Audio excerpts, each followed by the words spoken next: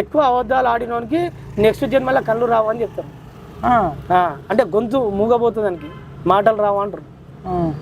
కర్మ అట్లా ఉంటుంది, కర్మ ఫామ్ అవుతుంది.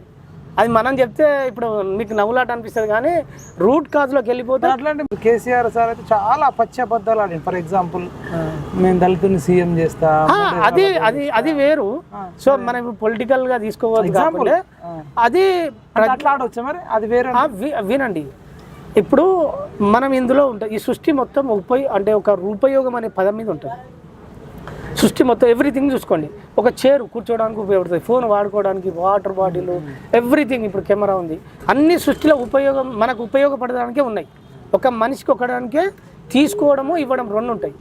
సో ఇక్కడ మన కేసీఆర్ గారు అబద్ధం ఎందుకంటే అప్పుడు తెలంగాణ రావాలి ప్రజల కోణంలో వచ్చినాక, అంటే అప్పుడు వచ్చినాక మాట్లాడలే, హామీలు ఇచ్చిండు కదా. హామీలు ఇవ్వడం వేరు, ప్రజా కోణంలో తెలంగాణ వచ్చినాక కూడా హామీలు కొన్ని ఇచ్చిండు.